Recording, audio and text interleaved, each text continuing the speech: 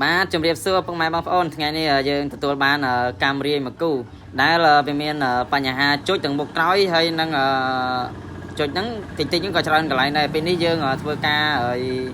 សង់ត្រេដោយយើងមានឧបករណ៍សម្រាប់ជន់ឲ្យចុចហើយនឹងធ្វើកាំបោពេលនេះយើងដាក់ចូលចំណុចដែលមានបញ្ហាចុចទៅបន្តមកទៀតយើងធ្វើការដូរតម្លើងដើម្បីឲ្យវាចូលពុំឬក៏ត្រង់ឡើងវិញ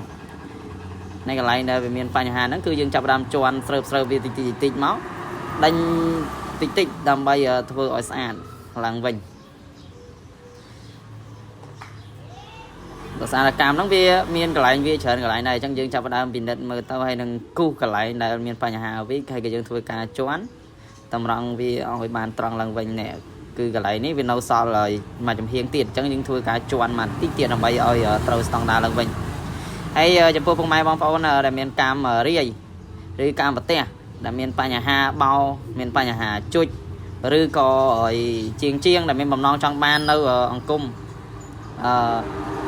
សង់ត្រេឲ្យខ្នងជុចខ្នងបោខាងប្អូនមានលក់ហើយមានទីតាំងច្បាស់លាស់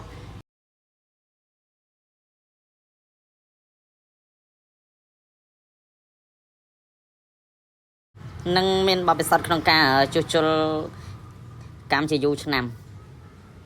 ហើយសម្រាប់ពុកម៉ែបងប្អូនដែលមានបំណងចង់បាននេះអាចខលមកបានតម្លៃសមរម្យទេពុកម៉ែបងប្អូនហើយចំពោះបងប្អូនអតិថិជននឹងជាងដែលមាន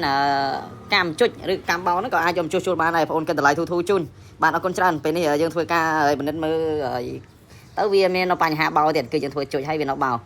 ពេលនេះយើងចាប់ផ្ដើមត្រួតពិនិត្យមើលទៅគឺយើងចាប់ផ្ដើមជន់សេរីស្រង់ពេលនេះគឺយើងធ្វើការតម្រង់ហើយមកគូឯកម្មនេះយើងធ្វើមិនសូវយូរទេកម្មមកគូហ្នឹងធ្វើមិនដល់រយៈពេល1ម៉ោងគឺបានលុយដាក់តិចឲ្យពុកម៉ែបងប្អូន